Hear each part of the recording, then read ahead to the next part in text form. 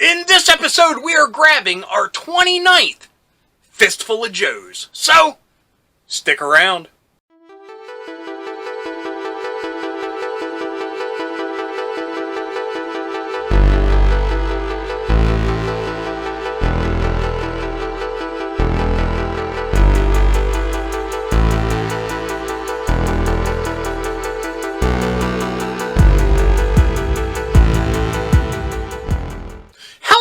Dorks and Dorkettes, and welcome to It Came From My Side of the Laundry Room. My name's Rob, and in this episode we will be grabbing another Fistful of Joes. Like I said, this is the 29th installment of Fistful of Joes, and the bad news is, after this, there is only one more, the 30th episode, and then we're done. Now, I know for a fact there are plenty of figures that we have yet to look at, other versions of G.I. Joe figures we haven't looked at, and some that we've only gotten glimpses of. So, with all that being said, this is not the end of Fistful of Joes, but it is the end of this version of it. But we'll talk about that in the future. And don't worry, there's plenty of fists to go around. And that sounded really bad. Anyway, if you're new to the show, the concept is that I keep my G.I. Joe figures in these little bins. And every month we take a look at what's in the bin by me reaching my hand in and grabbing, essentially, a fistful of Joes. Usually 5 figures, and we just take a look at them, we play with them, and it gives me an opportunity to see what I have, because when they are like this, you don't really know. You kind of forget, and I have a lot of fun rediscovering the awesomeness that are inside these bins. Now, if I had a much larger area, I would display every single one of them, and unfortunately I don't. So I have to resort to these, and this is my time to play with them and to appreciate what I've collected over the years. So, without any further ado, let's grab a fistful of Joes. Yo, Joe! Okay, folks, here we go. Now, like last month's episode, I kind of had to curate this fistful of Joes because the box that I am pulling from is full of troop building figures. So, as to not just do a rerun of figures we've already looked at very recently, I went through and I picked the ones that I wanted to talk about because I just didn't want to grab a handful of Cobra infantrymen or Vipers or Crimson Guard or something like that. Now, that's not to say we won't be looking at a Crimson Guard figure, but you will get to that in a moment. So let's grab our first entry into the Fistful of Joes. Now, here is Red Star, part of the October Guard. As you can see, he's in this cool little clamshell case because I bought him at a comic convention. Of course, I put him in upside down, and it's pretty cool how they actually have them labeled. So, let's take a look at him. Throw that to the side. So, October Guard. Always a fan. I loved seeing them in the comics. And I apologize if there's any weird lighting issues. I just saw the camera take a weird dim approach. But this is an OG character from the first life of G.I. Joe. And I wish I could tell you what year this was. But it is a great looking figure. I mean, great detailing, like the painting of his undershirt. The nice blue touches here. Yeah, I'm getting weird lighting issues. I apologize. But anyway, this is a really great figure. And as you saw, he came with this awesome hat that I popped off. And I am always a sucker for hats and helmets coming off. So I would assume that he was released probably in the 90s. Now, of course, I didn't buy him when he first came out. This was one that I picked up at a comic convention, like I said. But my only indication of it being the 90s is a rocket firing gun. His bazooka here, if you will, missile launcher. It's a push button, which is interesting. As you saw, I first instinctively went for this because, you know, that's usually the firing mechanism. Still works. I mean, that's pretty cool. The spring is still good. So that's interesting, and it's neat. I mean, the detailing that it has a shoulder rest here. I mean, let's see how well he does hold it.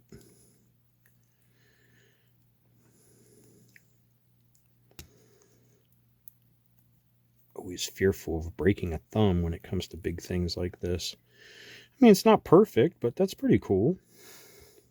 Can he stand with this huge thing? Probably not. If I had to stand, it would be fine. And we're getting some weird O-ring resistance. Here is... Did he come with this? This is the hand Gatling guns.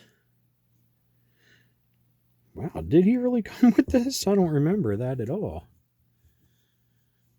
We have an antenna here for his backpack.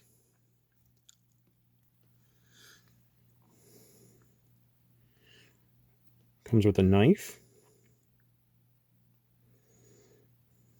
We will not put the backpack on because he will definitely be way too... Well, let's try. I'm a glutton for punishment.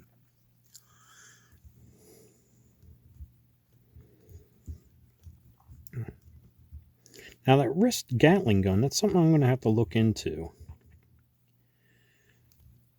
But I swear I've seen that gun with another character.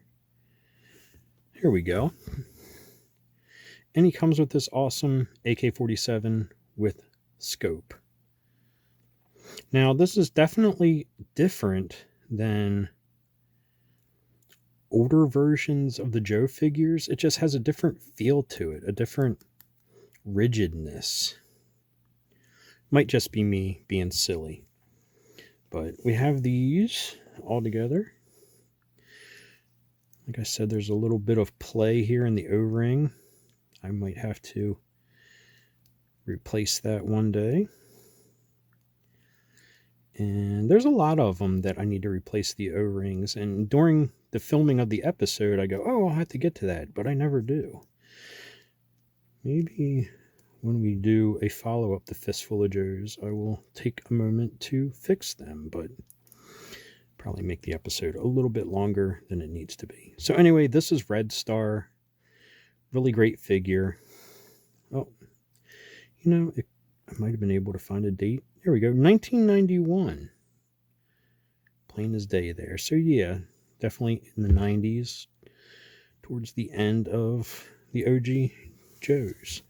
So we'll put him here, the stand guard, October guard, if you will. And here's another member of the guard, Dragonovsky.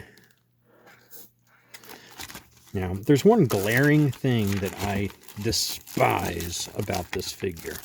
Now, this is one that came out a little bit later in the 2000s, but he always had his helmet on in the comic.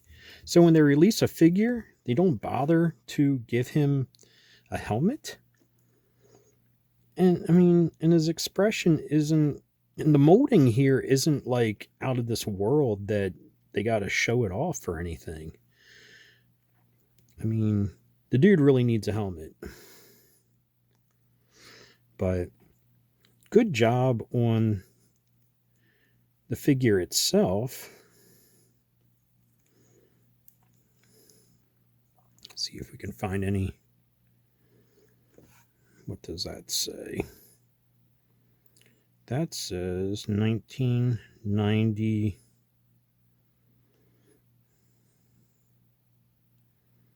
1998. But anyway, Dragonovsky was the flamethrower trooper for the October Guard. Look at that backpack peg. Seems a little stunted. Hopefully it holds good. But look at this. I like that they actually put some paint applications on the... Yeah, there's some herky-jerky with this. So not the most perfect of fits, but I love the painting details they put on the backpack. So he also came with an AK-47.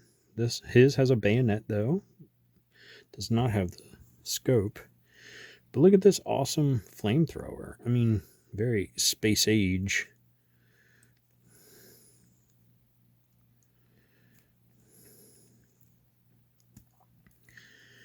But it's kind of clunky. I mean, it's just a big cylinder on the back. And he doesn't hold it all that great. So let's try to plug in the gas line here. Well, let's do it this way. Trying to look through the viewfinder of a camera while doing this is not the easiest. So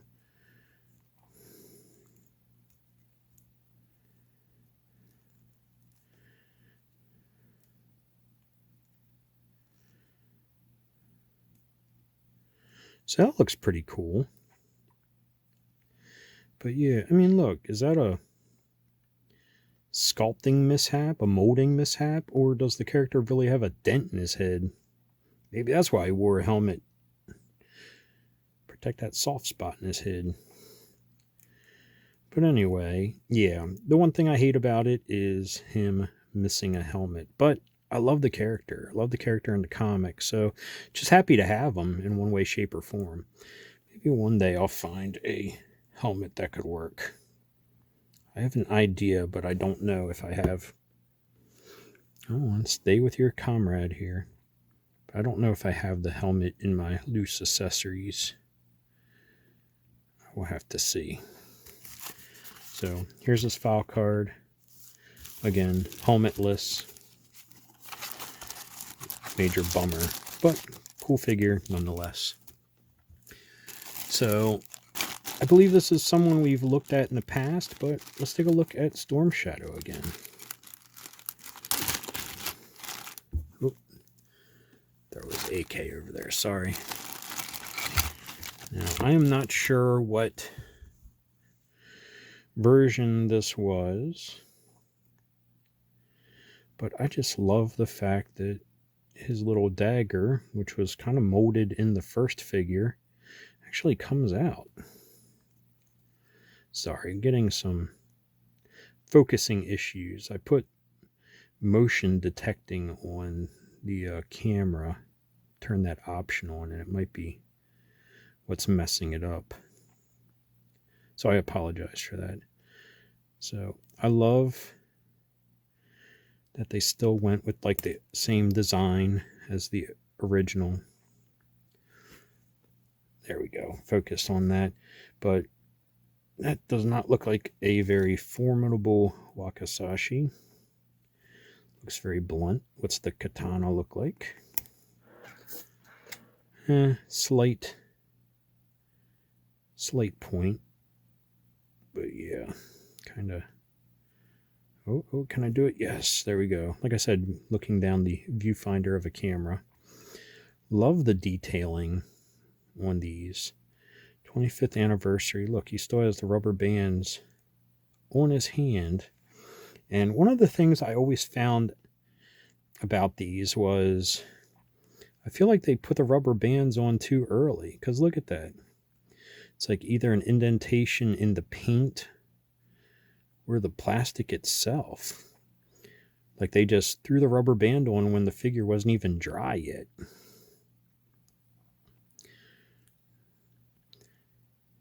But I kind of like the finger molding, because it looks like he could be actually nocking an arrow. So points for that. That's pretty cool.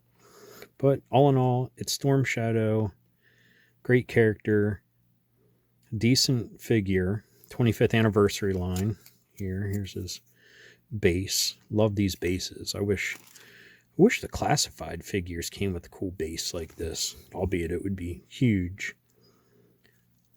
And no place to put the bow like the original toy, so that would have been cool if they had a little slot, but I guess you could put it in the back here like this. There we go. Yes, perfect.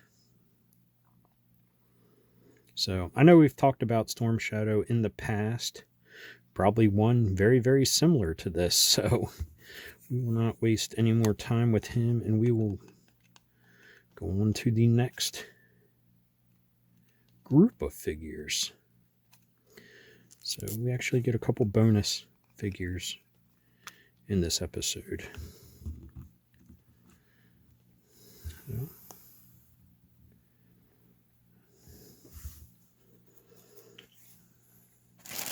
And here we go. Now these are 25th anniversary figures that were released in packs of 3. Very neat packaging. They were cylindrical containers that they came in. And you got a group of figures. I've showed off a G.I. Joe set before that came with like the original commanding group with like Duke and Hawk. I think even Grunt. And they were all in the original green. Now I just dropped an accessory. Oh well. I believe it was his 357, but this is the Cobra Guard Elite, I believe, or Commander, because he has the gold mask. But again, oh, you stay down then. He has the rubber band still from where I took him out of the packaging. Great detailing, little things that make him look like the leader. Medals, the shoulder things. But we have looked at a Cobra or a Crimson Guard in the past, and other than a couple little details, it's pretty much the same. Has the OG style backpack.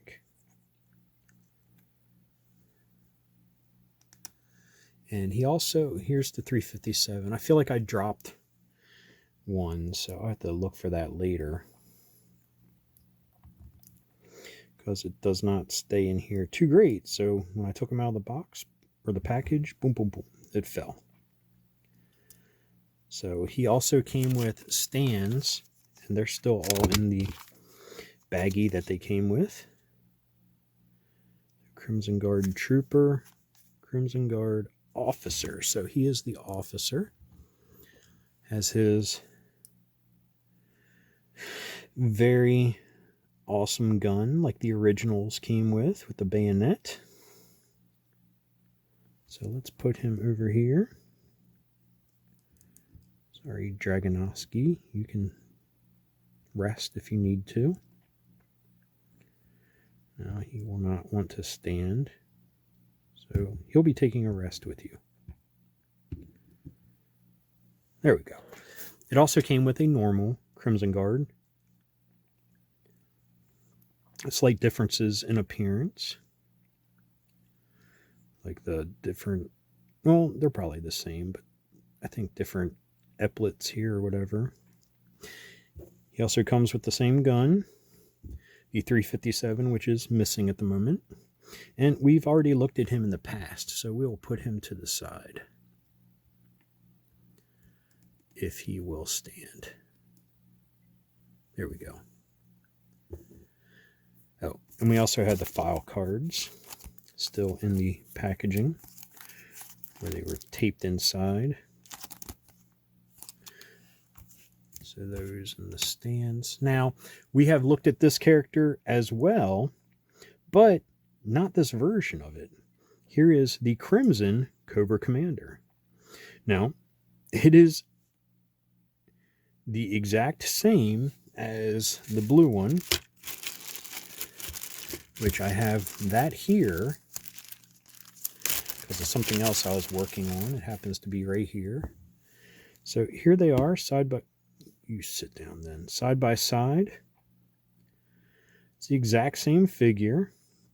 Of course, red to blue. And different detailing, painting. Different color buckles. Different paint on the gloves. Still gold belts. But black for the pouches while they're blue here. But yeah, same mold, same figure. Of course, got the silver there and gold highlights here.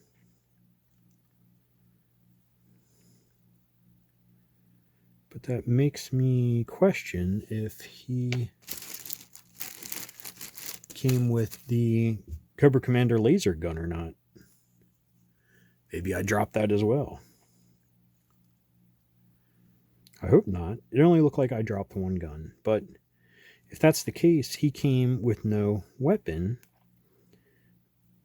But the point of this set was for him to be surrounded by his Crimson Elite while he was dressed in solidarity with them.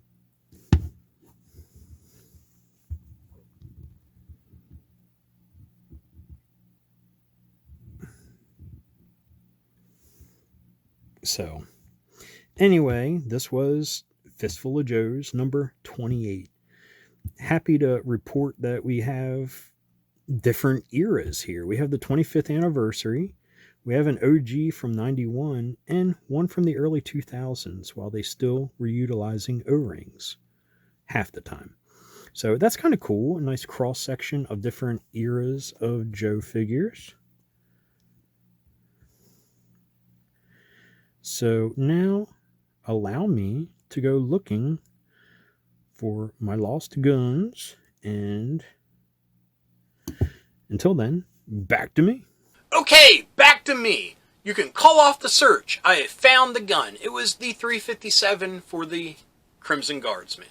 Now, I don't know why Cobra Commander didn't come with his laser gun with this set. It might have. It might have been misplaced somewhere over the years. I don't know. I think I have a couple extra kicking around that I can give to him to use in the meantime. I also took a moment to take a look at Red Star's accessories that he came with in 1991. And yes, indeed, he came with the double-barreled Gatling gun wrist rocket thing. And yeah, I mean, even on the package artwork, he has it. So yes, he came with that. A little bit of overkill, considering he comes with a big freaking bazooka missile launcher thing, and then that, and an AK-47, and a knife. I mean, I think G.I. Joe and Hasbro were clamoring during the 90s, so that's why you had characters with so many accessories, because they're just trying to find something to entice people to buy the new figures, to rebuy figures they already had. I mean, accessories are cool, so I get it. Anyway, again, this was episode 29 of Fistful of Joes, and there is only one left.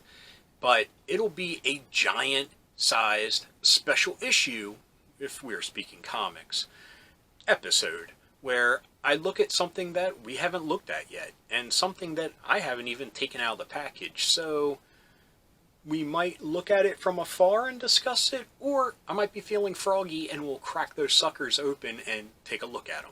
Either way, it should be fun, and a fitting way to say goodbye to Fistful of Joes. Anyway, sorry to leave you on that bummer, but I need to bid you adieu, because it is super late at night, and I still gotta edit this and head off to bed. So anyway, I hope you enjoyed this episode. If you did, please give me a thumbs up. If you got something to say, please leave a comment. I love reading them, and I love getting back to everybody. And if you're new around here and you enjoyed this or any of the other episodes YouTube is recommending down here, please hit subscribe. And if you hit that little bell icon, you will be notified whenever there's a new episode. So anyway, until next time, thanks for watching. Keep being rad and stay dorky.